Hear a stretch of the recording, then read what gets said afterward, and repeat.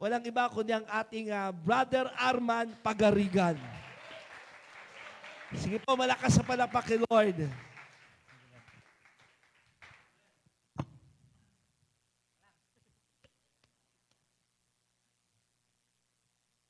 Sarap dagukan yung sarili, no? Nasa alert level 5 po kasi ang so tayong lahat ay manalangin. Diretso na tayo para samahan tayo ni Lord. Praise you, Jesus. We give you the highest praise, the highest glory belongs to you, God. Ama namin, minsan pa, Lord God, kami nagpapakumbaba sa iyo at inaangkin, Panginoon, na kung wala ka sa amin, wala kaming magagawa, Lord. Kaya naman, O Diyos, samahan mo kayong patuloy sa gawain ito. Ikaw ang mangusap, Panginoon. Itago mo ako sa iyong likuran, Panginoon. Ang mga tao mo, kausapin mo, Panginoon. Gamitin mo lamang akong tagapagsalita mo, Lord. Malayang dumaloy ang iyong pangungusap ngayong gabi, Lord God. At itanim mo sa puso at isipan namin ito, Panginoon. Isa pamuhay, Lord God. Isulat mo sa aming puso, Panginoon. Salamat ng marami. And every time we gather, Lord God, naroon lagi ang iyong presensya, Panginoon. Salamat po. In Jesus' name, Amen. Tayo lahat po ay makakaupo na. Mahirap puminga. Alright.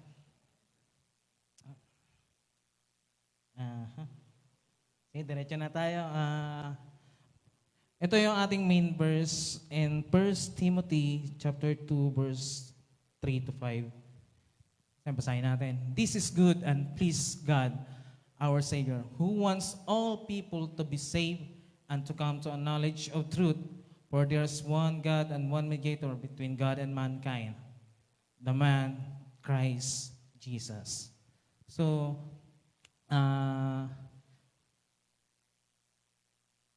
ang pag-uusapan po natin ngayon ay yung the necessity of salvation. Ito po ay karugtong, actually, ito ay prepare ko na before nung series natin ng essentials. Because I believe salvation is the most essential of all. Medyo late na, pero I believe kasi nasa pandemya pa tayo and everyday na kailangan natin yung salvation. And I believe lahat naman tayo rito ay naka-receive na ng salvation. Sinong 50-50 pa? So, I believe the most essential is salvation. Yung tinanggap natin, pagiging Kristiyano, hindi yung dahil bumuti yung buhay mo, umayos yung buhay mo, kundi yung assurance na pagkatapos ng buhay mo dito sa lupa, ay meron kang buhay na walang hanggan sa piling ng ating Diyos. So, kalang. Hindi po ako magtuturo ng tungkol sa kung paano tayo maliligtas kasi I believe lahat tayo narito na tinanggap ang ating Panginoon ay ligtas na. Pero, yun nga, yung necessity ng salvation, kailangan nating maintindihan. Hindi dahil para sa ating personal, kundi para naman sa mga taong nakapaligid sa atin. Maiksi lamang po ito, kaya huwag kayong mag-alala. Hindi po ako mahabang mangaral, hindi po ako sanay. Ayun, bakit kailangan ng tao ang kaligtasan? Bakit nga ba? Tulad ng binasa natin kanina, it pleases God. Ito ay gusto ng Diyos, nais ng Diyos, ibig ng Diyos na maligtas. Hindi lang ikaw, kundi lahat ng tao. Diba? It pleases God who wants all people to be saved. Tapos, yun nga, hindi dahil kailangan ng Diyos na iligtas ka, kundi kailangan natin talaga ang Diyos. Tayo ang may kailangan sa Diyos. Hindi yung kililigtas ka niya kasi kailangan ka niya. No. Don't get me wrong with that. Kailangan natin ang Diyos. Kasi alam niya masigit yung pangangailangan natin. Kasi kung titignan natin, ang patutunguhan ng tao ay impyerno. Diba? If we truly understand pain, hell, impyerno, dito, normal nakakaramdam tayo ng sakit, di ba? May kamatayan, may pagkawala ng mga mahal natin sa buhay, tayo ay nabibigo. Pero yung kaligtasan na mapapalayo ka sa Panginoon o mapupunta ka sa impyerno habang buhay na walang hanggang kaparusahan, mas masakit pa po roon. Yung nararamdaman mong pain, pagsubok mo ngayon, it's normal. Sino bang hindi nakakaramdam ng sakit? Sino bang hindi nakakaramdam ng pagsubok? Sino bang walang problema? Sino bang hindi binigo? Sino bang hindi sinaktan? Kaya magmahal, saktan, move on. Diba? Normal kasi yan eh. May kamatayan talaga dito. Huwag kayo magtataka. Hindi surprise na iba-iba yung size ng lapida sa sementeryo. So hindi surprise na pag matanda lang ba, tsaka lang mamamatay. Hindi. Mayroong bata, may matanda. Di ba? Ang sakit, normal. Sino bang hindi pa tinatamaan ng sakit dito? Ikaw ang abnormal. Lahat kasi talaga ay nakakaramdam ng pagkabigo, sakit, lahat yan.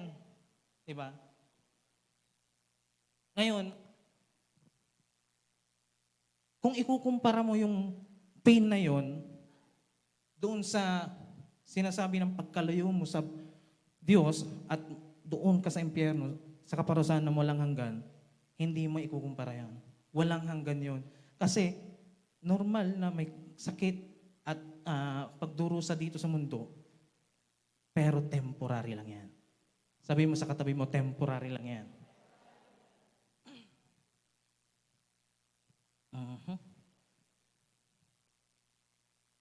So, yun nga, kailangan nating, hindi lang tayo personal maligtas. Kailangan nating ipangaral ang katotohanan.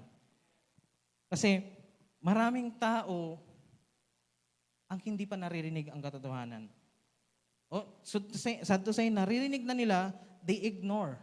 Diba? Pero kung ikaw ay magiging intentional, they will receive the salvation na ipapangaral mo.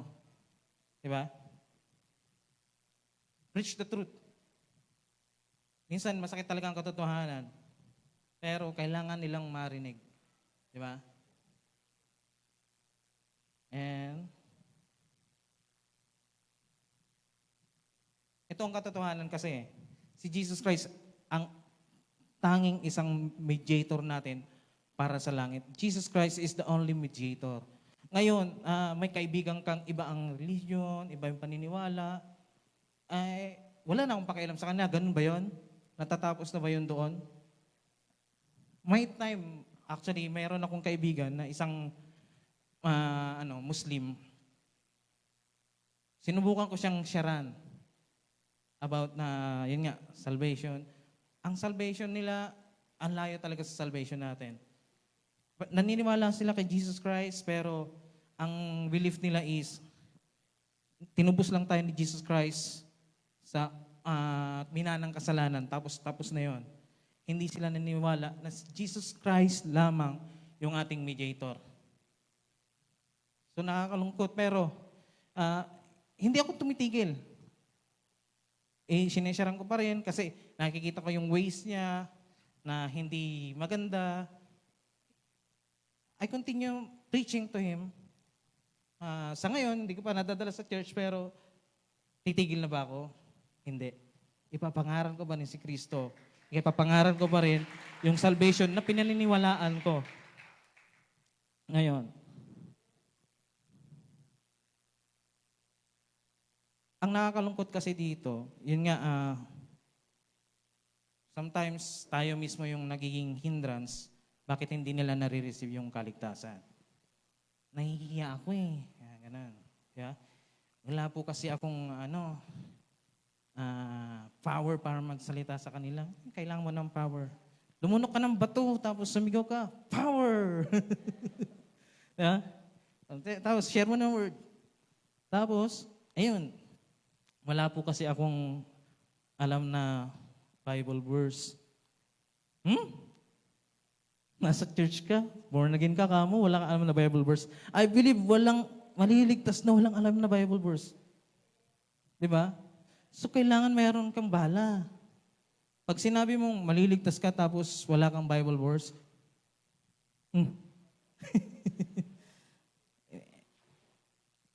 hindi po ako naniniwala doon. Ngayon,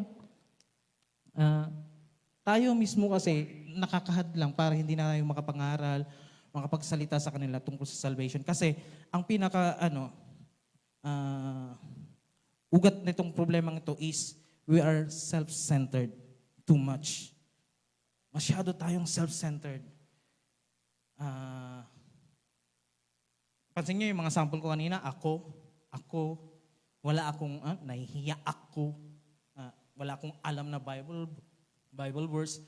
Sabi nga, di ba, yung testimony mo lang, kung paano ka nakakilala sa Diyos, sino ka ngayon, paano ka binago ng Diyos, makakapagligtas na yan.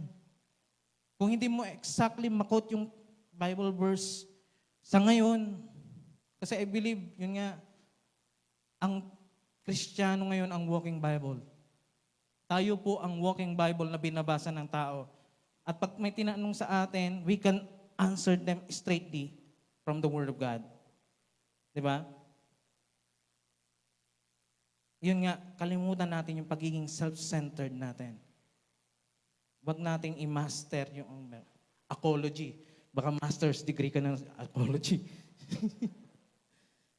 And yun, nagiging self-centered tayo kasi wala pa akong budget diyan, kaya hindi ako makapunta diyan para makapangaral, wala akong pera, hindi ako sikat, hindi ako pakikinggan,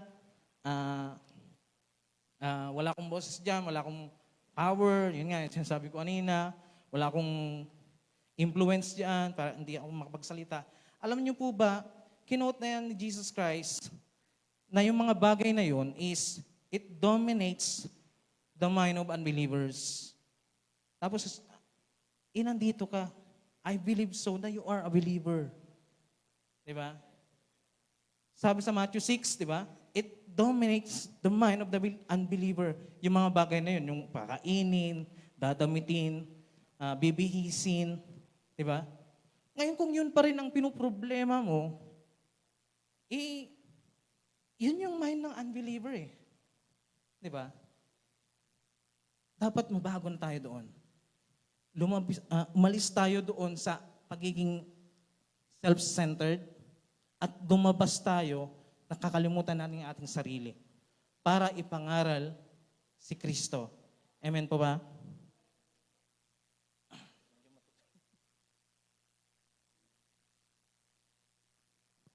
Ang dami na nating naririnig.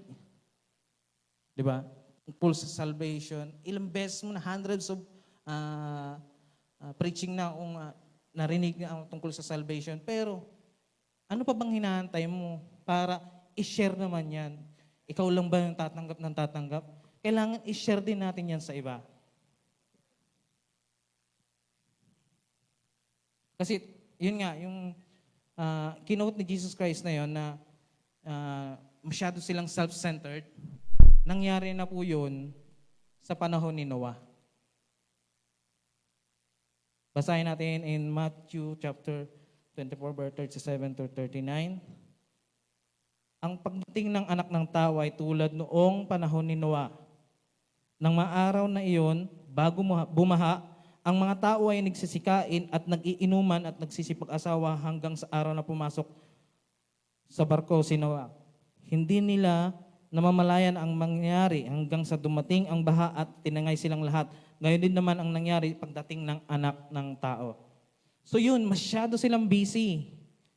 Parang nangyayari ngayon, masyado tayong busy dahil pandemya, kailangan lagi nating magsisave ako para sa pagkain, ganyan. Nakakalimutan natin yung essential, which is the salvation. Hindi lang para sa iyo kundi para sa mga mahal mo sa buhay, para sa ibang tao, 'di ba? Si Noah that time, kung ilang years siya nang nangangaral hanggang sa matapos yung arko, ipinapangaral niya ang salvation. Pero at that time, Hindi skillful si Noah. Hindi nga rin siya karpentero kasi hindi naman siya binanggit. Pero nakagawa siya ng ark. Di ba?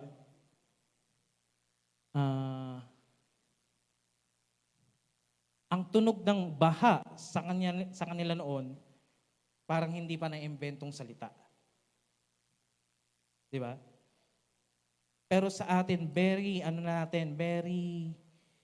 familiar na tayo sa salvation na parating. Di ba? Pero si Noah, pag nangangaral ganito, may parating na parang tutut, ganun yung tunog. Hindi nila naiintindihan kasi hindi pa nagkaulan, hindi pa nagkabaha nung panahon na yon. Pero ipinapangaral niya ang salvation. At tulad noon, ang panahon ngayon. I believe Noah's time is coming. Approaching. Malapit nang dumating ang ating Panginoon.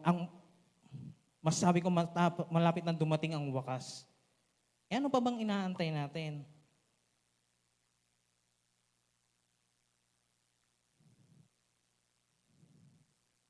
Ito, maiksi ko lang itong ginawa, pero gusto ko lang pong i-share sa inyo yung heart to reach people.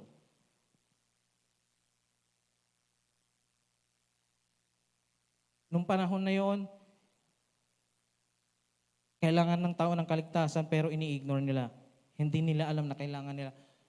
Ngayon, tayo mismo na narito, nakakaalam ng kaligtasan, malapit na po ang dumating ang ating Panginoon. Malapit na po ang wakas. Hindi importante kung kailan kundi yung kahandaan natin. Tayo mismo. Tayuan natin yung salvation natin. Tayo yung maging tagapagsalita sa labas, sa mga mahal natin sa buhay.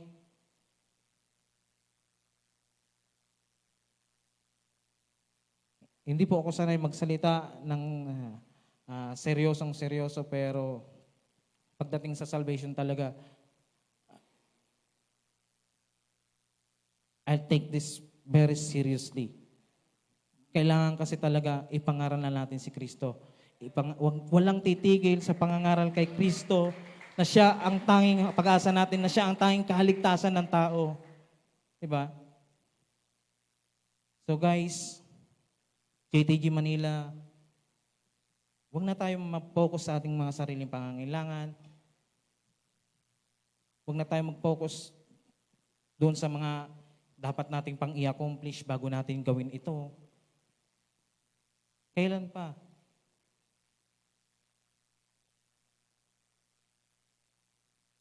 Magkaroon tayo ng lakas ng loob, magkaroon tayo ng lakas boses sa labas para ipangaral si Kristo.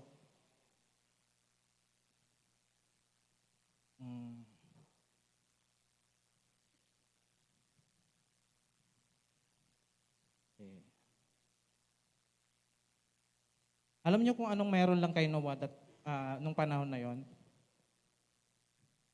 Magaling siyang makinig ng Word of God. Magaling siyang makinig ng Word of God. Kaya every detail nung arkong pinapagawa sa kanya, nagawa niya. Diba? Hindi siya karpentero. Wala siyang history ng pagkakarpentero na sinabi ng Bible. Pero every detail nung sinabi sa kanya ng Diyos, ginawa niya. Diba? So ngayon, naririnig natin yung salita ng Diyos ng detalye. Ngayon, sana mabuo mo yung arko. Ano po yung arko? Yung testimony mo. Ikaw, si Noah, you must be Noah. You must be the ark. Kasi ikaw yung sasakyan ng pamilya mo, ng kaibigan mo, ng mga taong nakapaligid sa'yo. Ikaw yung mabubuo, na maririnig nila nangangaral, ikaw yung sasakyan. And I pray, hindi lang yung 8 tao na naligtas noon yung maliligtas through you. I pray na tulad ng panalangin ng ating Panginoon, ang hangad ng tao, ang hangad ng Diyos, ang ibig ng Diyos, maligtas lahat ng tao. Lalo yung mga mahal mo sa buhay. So yun lamang po, maiksi lamang po ang aking pangangaral. Gusto ko lamang po talagang i-share ito na preach the Word of God, the necessity of salvation to others. Yun lamang po, tawagin natin ating pastor.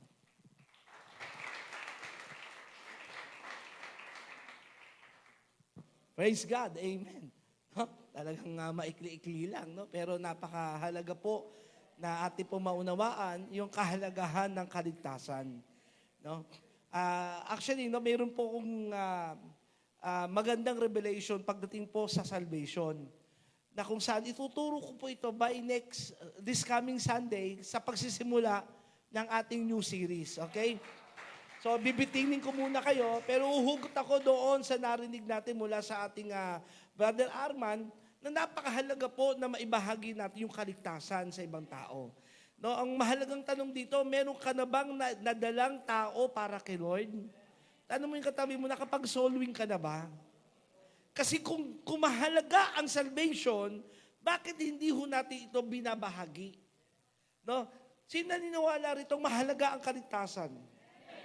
Tulad ni Noah, no, 140 years siyang nangaral, pero walang naniwala sa kanya.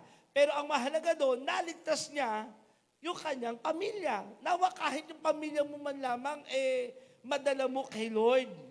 Pastor, kabataan lang ako hindi ko kayang impluwensyahan ng aking mga magulang. Simulan ko muna sa mga magulang na nandito, sa mga nanay at tatay. Unang-una, kayo ang mag-impluwensya sa inyong pamilya na maligtas sila. Nandiyan kayo? Gamitin mo yung authority mo na bilang magulang. Kung mahalaga ang kaligtasan, gaano kahalaga ang kaligtasan? Ito sabi ng Bible, makamtan mo man ang buong sanlibutan, kung ang kaisa-isa mong kaluluwa ay mapapahamak, ikaw ang pinakaaba sa lahat. So, ibig sabihin, kung ititimbangin ang kaligtasan, higit pa ito sa mundong ito. Nandiyan kayo? Sabi ng Bible, mapasayuman ang buong sanlibutan. Kung mapapahamak ka, hindi ka ligtas, baliwala yung buhay mo. So, ibig sabihin, kung titimbangin ang kaligtasan at ang lahat ng kayamanang meron sa mundo, hindi pa rin sasapat ang mundo. Napakahalaga ng kaligtasan. Kasi pinag-uusapan dito, sabi nga ni Kuya Arma kanina, ay walang hanggan. Amen ba? Ngayon, kung ganun kahalaga ang kaligtasan, kailangan mong impluwensyahan. Mga tatay at nanay na nandito, kung pwede gamitin mo na yung by hook or by crook. Sabi mo nga sa katabi mo, by hook or by crook. Ano bang ibig sabihin nun? Sapilitan na. Brasuhan na. Sabi sa katabi mo, brasuhan na. Lalo na itong nangyayari ngayon sa huling panahong ito, tingnan lahat sa aking mga kapatid, hindi na po tayo dapat magpapatumpik-tumpik pa, lalo pagdating sa kaligtasan. Amen? Hindi na po tayo dapat naglalaro-laro pa pagdating sa na dapat nauunawaan na nila ang kaligtasan. Ang katotohanan, mahirap po itong may bahagi kasi, anong dahilan? Wala ka. Baka ikaw mismo, hindi ka patiyak na ligtas ka. Tanong mo katabi mo, sigurado ka na bang ligtas ka? Taas ang kamay na siguradong ligtas na. Talaga, paano nyo nasyon na ligtas kayo? Pag mamaya dumating ang rapture, ha? Siguradong sasama ka sa rapture? Ha? Sino rito ang aning, sigurado muna, sure. Talaga lang, lakasan yata ng loob yan, ha? Sino nag-aalilangan? Ayaw magtaas ang kamay, nahihiya. So, kailangan tiyakin natin tayo ligtas kasi hindi mo maibabahagi ang isang bagay na wala ka.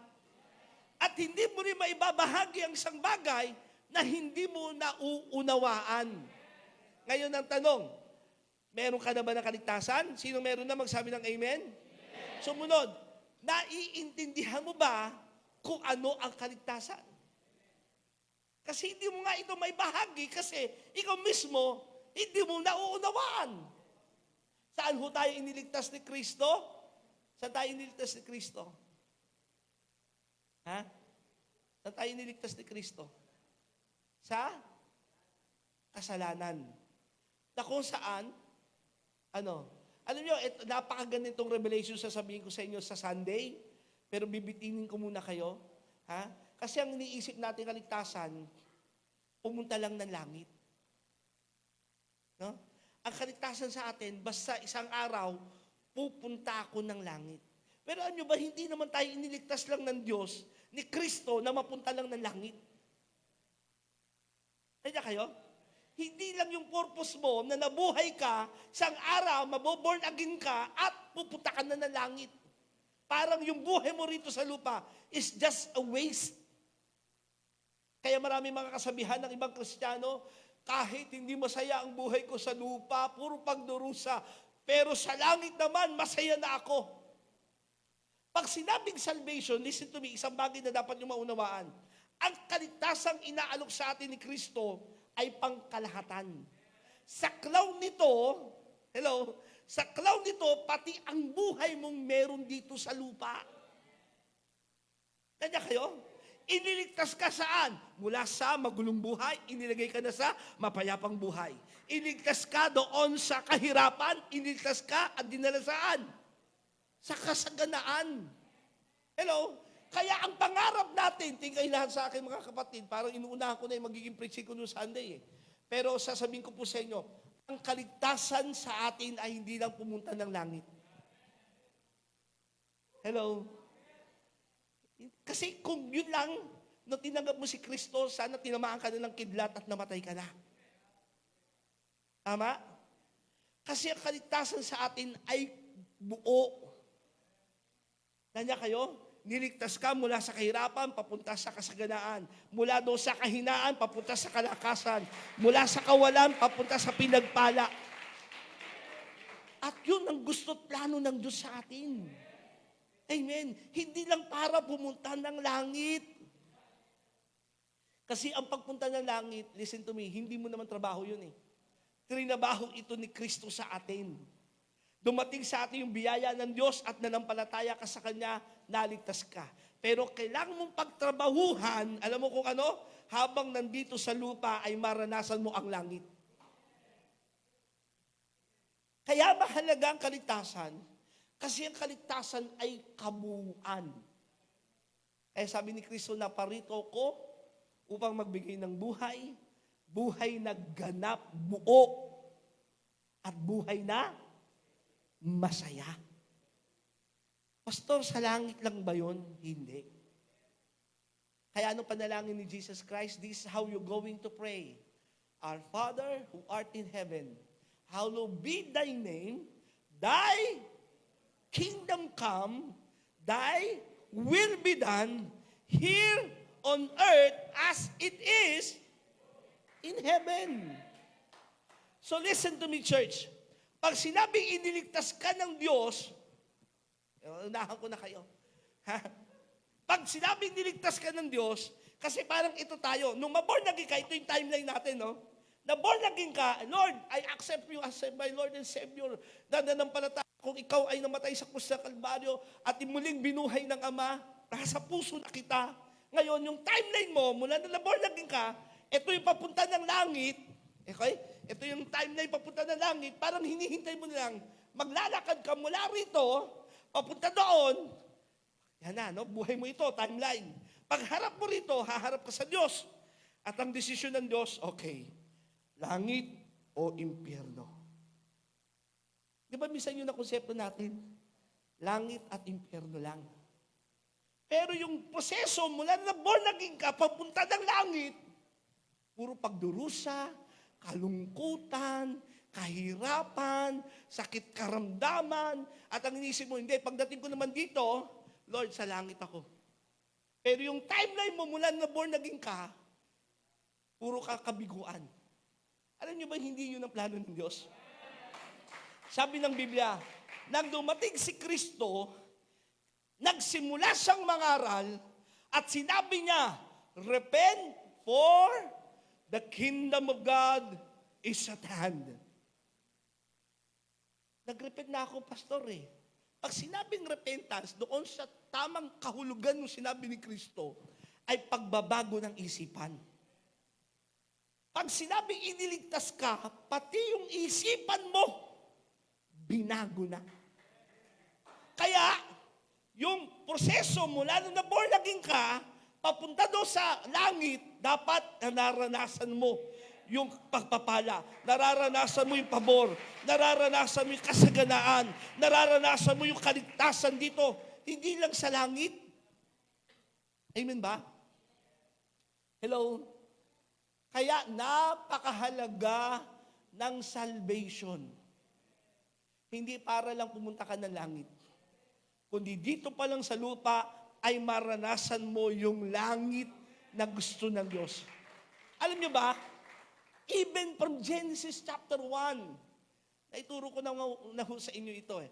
If we want to look our future, we have to go back to the beginning. Malalaman mo kung anong future natin, simulan mo uli sa simula. Nang nilikha ng Diyos ang langit. Walang sakit karamdaman, walang kaguluhan, ang tao ay namamayani, nag-ahari, nagdo-dominate. Nandiyan kayo? Pag sinabi ni Adan, leon ka. Yung leon ay naging leon nga. Tama? Sinabi niya, ikaw ay agila. Pinangalanan niya lahat ng bagay. Tama? So kung ano sinasabi ni Adan, yun yung nangyayari. May ganong dominion si Adan. At yun ang nawala sa tao. Kaya nung bumalik si Jesus, yun ang ipinakita niya na kapangyarihang dapat meron sa tao. Yung pagdodominate. Kaya nang sinabi ni Jesus doon sa puno ng higos, mamatay ka! Kinabukasan, ano nangyari doon sa puno? Namatay. Ngayon, yung kapangyarihang meron kay Kristo, nang nakilala mo siya at nag-ahari siya sa buhay mo, ay the same power na nasa sayo. Kaya, anong punto? Nagigess nyo ba ngayon? Ang punto, ang kahalagan ng kaligtasan, hindi lang para pumunta ka ng langit. Kundi dito sa lupa ay maranasan mo na ang langit. Sino dito gusto, dito pa lang sa lupa maranasan na ang langit? Kung ano yung sinasabi mo nangyayari. Hello? Pag sinabi mo, ako ay masasagana, sumasagana ka. Hello? Tama? Kaya dapat ang mga totoong nakatanggap ng Kristo sa kanilang buhay at nauunawaan itong ganitong buhay, dapat wala ka sa kalungkutan, pagkatalot, kabiguan. Amen ba? Dapat nandoon ka sa pinagpapala, umaasenso, umaangat, ginagamit mightily ni Lord, nasa sa iyo yung anointing at kapangyarihan ng Diyos. And that's the truth, kapatid. Kasi mula nung bumaba si Kristo, hindi na siya uminto ng pangangaral eh. Ng ano? Nasa sa inyo na ang kaharian. Tama? Sabi ni Cesar sa kanya, ituro mo sa amin, nasa ng iyong kaharian. Ipakita mo kung ikaw nga'y tunay na hari. Anong sagot ni Jesus? Ang kaharian ko'y hindi nakikita dito sa lupa. Bakit? Ang kaharian ng Diyos, listen, ay nasa sa inyo. Kayo ngayon ang pinagaharian ng Diyos. Ang punto ganito, kayo yung extension ng langit dito sa lupa. Pag lumalakad ka, para lumalakad yung kaharian. Naintindihan niyo yun? Ano bang hinahawakan mo, parang hinawakan na ng kaharian. Kaya lahat ng hahawakan mo, pagpapalain eh. Lahat ng sasabihin mo, mangyayari. Kaya lang hindi bukas yung ating isipan sa bagay na yon. Nang ating pangarap lang ay isang araw, Lord, pupunta ako ng langit. Kung yun lang ang pangarap, sana bangungutin ka na mamaya. Kasi yun lang pala pangarap mo eh. Alam nyo ba, hindi yun ang pangarap sa inyo ng Diyos? Ang pangarap ng Diyos sa inyo ay maghari dito sa lupa. Hello? Maranasan ninyo yung buhay na makalangit dito sa lupa. At yun ang dahilan bakit namatay si Kristo. Yun yung dahilan bakit mahalaga ang kaligtasan. Upang iligtas tayo sa dating magulong buhay, doon sa kahirapan, doon sa pagkabigo, kalungkutan at idalhin tayo sa isang buhay na pinaghaharian ng Diyos. Amen? Pag nakita mo yan, kapatid, at nabuksan ng iyong isip sa bagay na yan, your life will never be the same again. Pwede ba, pastor, na isang taong na born again ay hindi maranasan nila yan hanggang sa mamatay sila? Oo. At marami ang ganun. Kaya malino na sinabi ng Bible, Matthew chapter 7, verse 21, not everyone who called me, Lord, Lord, will enter into the kingdom of God. Hindi lahat na nagsasabing, Panginoon, Panginoon, papasok sa kaharian ng langit. Alam niyo ba, pinupunto roon ng Panginoong Diyos, ni Kristo nung pinapangaral niya yon? Hindi lang yung kaharian sa langit, kundi yung kaharian itinayo niya dito sa lupa. At maraming nagsasabing Kristo sila, na kay Kristo sila, Panginoon nila si Lord. Nangaral sila kay Lord, pero hindi nila naranasan yung kingdom living. Bakit? Kasi not everyone who call me Lord, Lord, but only those who obey.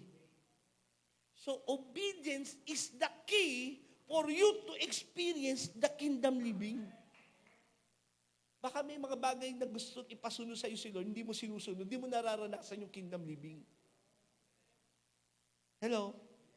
Okay, yan ang ating pag-uusapan sa linggo. No? I-release natin yan sa linggo about, isa lang ho yun, no, sa topic natin. Pero yung the necessity of salvation is very important. Not only to save your soul and go to heaven, but for you to experience heaven here on earth. Tama? Ay, sabihin ko sa inyo, pag naunawaan nyo, wow, hindi pala pwedeng ganito lang ako. Hello? Na ang identity mo, kapatid, ay hindi pangkaraniwan. Yung espiritong tinanggap mo ay hindi pangkaraniwan. Yung kapangyarihang nasa sayo ay kapangyarihang lumikha ng buong sanlibutan ay nasa sayo. Hindi mo lang natatap. Ang iniisip mo lang pangarap, basta pupunta ako ng langit. Sana baguguting ka na mamaya. Naintindihan yung punto ko? Hindi dahil sa gusto ko yung mamatay na, ha? Kasi kung yun lang pala gusto mo punta ng langit, sana kinuha ka na ni Lord ngayon. Hindi. May assignment tayo. At magagampanan lang natin ng ating assignment ng may kahusayan kapag nabago ang ating isipan. Sabi mo sa katabi mo, meron kang great assignment kay Lord. Ulitin mo, you have a great assignment from God. And you need to fulfill that assignment. And you can only fulfill that assignment sa tamang isipan, sa tamang diwa at anointing ni Kristo na nasa sayo ay nagmamanifest. Totoo lang, maraming Kristiyano hindi man lamang nila natap o nabuksan o naranasan yung ganong klaseng kapangyarihan. Hello? Sabi sa katabi mo, hindi mo ba alam? Grabe yung kapangyarihang nasa sayo. Amen. Kayang bumuhay ng patay, kayang baguhin ng sitwasyon, kayang utusan ng kadiliman na umalis. Hello, you have that kind of power. At ang bawat isa sa atin ay dinisign ni Lord na unique upang gawin kung ano yung assignment ay binigay sa ni Lord. At meron kang capacity na gawin yun. Amen? May kapasidad kang gawin kung ano yung assignment mo kay Lord. Kailangan lang mabuksan ng iyong isipan at puso at tanggapin mo yung katotohanan ng salita ng Diyos. Hindi lang para pumunta ng langit. Sabi muli sa katabi mo, hindi lang para pumunta ng langit. Darating yon. Alam nyo ba, the truth is, bago tayo pumunta ng langit, ito katotohanan, maghahari muna tayo ng 1,000 taon eh. Hello? We're going to reign with Christ for 1,000 years. Kaya dito sa lupa, habang nabubuhay pa tayo, pinapractice pa lang tayo sa ganoong klase ng pamumuhay. Kaya huwag kang mangarap na langit lang. Kasi ang kaligtasan na binigay ni Kristo ay buo. Hello? Hindi lang para mapunta ka na langit. Kabuuan. The wholeness ng salvation ni Kristo. Amen? Kaya, Simula ngayon, mga kapatid, baguhin natin yung ating isipan. No, itap natin yung ating espiritu sa ginagawa ng Diyos sa huling panahong ito. Ma-excite ka sa gagawin at kakayanan ng Diyos sa buhay mo. Sabi mo ka sa tabi mo, ma-excite ka, kapatid. Sabi ng Bible, it's not by might, nor by power, but by the Spirit, says the Lord. Amen. And the same Spirit that raised Jesus from the dead is the same Spirit that is inside of you. Hindi nyo, pag inisip mo nga yung kapatid, parang, di ba? Imagine nyo lang, matatapos na ako. Yung Espiritong bumuhay kay Kristo mula sa mga patay. Alam nyo pa paano binuhay si Kristo mula sa mga patay ng Espiritong ito? Nayanig ang buong lupa. Nung araw na bumuhay si Kristo, nagkaroon ng pagyanig doon sa buong lugar na yon. Bakit? Kasi epekto lang yon ng pagyanig na nangyari sa impyerno. Nabuksan ang mga pintuan ng impyerno. At lahat ng mga nakulong doon, sabi ng Biblia, ay muling mga nabuhay. Hello? At nagkaroon ng kakaibang glorified body si Kristo. Nandiyan kayo? At yun yung larawan na magiging katawan natin pag naghari tayo ng 1,000 taon. Itong nangyari sa ating preparation for 1,000 millennial reign. Nandiyan kayo? Pero itong sabi ng Mateo, Matthew chapter 24, ang sabi doon, ang manatiling tapat hanggang wakas, ang siyang maliligtas. Kaya sabi sa katabi mo, manatili kang tapat. Ipaglaban mo yung katapatan mo sa Panginoon. Amen? Manatili kang tapat sa pagsamba, paglilingkod, pag-aaral ng kanyang salita. Makikita mo, your life will never be the same again. Amen?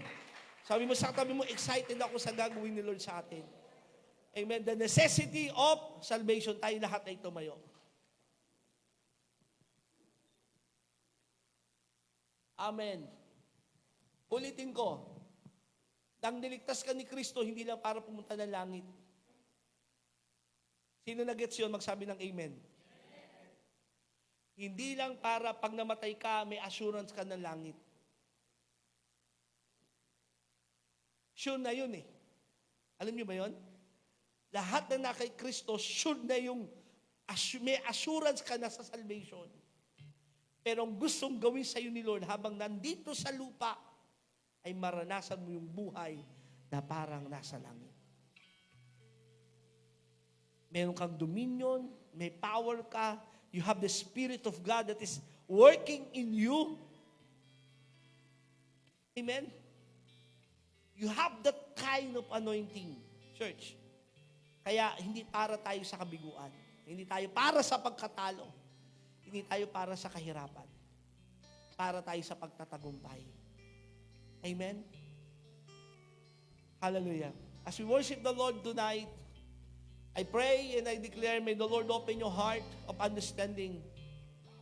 Maintindihan natin itong bagay na ito.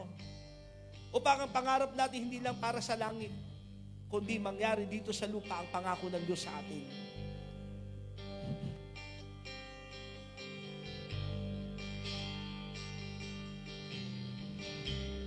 All my life you have been faithful.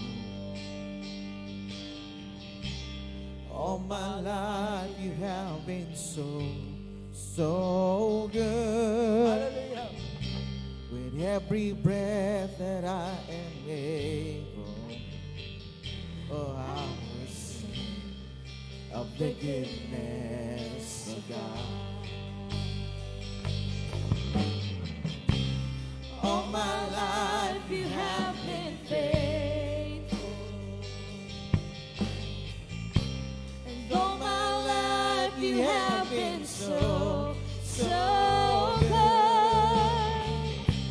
With every breath that I am able, I will sing of the goodness of God. Your goodness is running after me. Your goodness is running after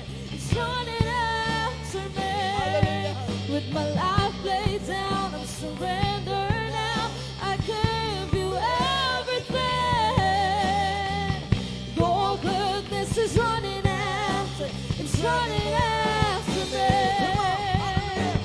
Your goodness is running after, it's running after me. Your goodness is running after, it's running after me. With my life laid down, I surrender now. I give you everything. Your goodness is running after, it's running after me. Panginoon, salamat po muli sa iyong pagpapaalala sa amin ng iyong mga salita. Tunay ngang dakila ang plano mo sa amin. We have been hearing these promises of God na my plans for you is for your good future. At anong punto doon? Good future lang ba yung pumunta tayo ng langit? No. Your good future here on earth. Yan ang gustong gawin ng Diyos sa atin. Na yung langit ay magmanifest dito sa lupa sa pamamagitan ng iyong buhay. Ulitin ko. Yung langit ay magmanifest dito sa lupa sa pamamagitan ikaw yung extension ng langit dito sa lupa. Lord, tunay na napakahalaga ng kaligtasan. At ang kaligtasan ginawa mo sa amin ay holistic, Panginoon. Hindi lang para makarating kami ng langit, kundi, O Diyos, mangyari sa amin yung plano mo, nandito kami sa lupa. Malugod ka, maluwalhati ka at maparangalan ka sa aming buhay. Na ikaw ang aming maitaas, ikaw ang aming maparangalan, Panginoon, sa aming buhay. Sapagkat magagawa lamang namin ng mga bagay na magagawa namin ng may katagumpayan ay dahil sa pagsama mo po sa amin. Salamat po, Lord. Teach us, O God. Holy Spirit, you are the greatest teacher of all. Lord, buksan mo ang aming isipan sa mga bagay na hindi kayang unawain ng tao pero ipapaunawa mo po sa amin. Salamat po ng marami sa patuloy na ginagawa mo sa bawat isa sa amin at sa iglesyang ito, Panginoon. Pinupuri ka namin at dinadakila in Jesus' mighty name. And everybody say, Amen and Amen. Sige po.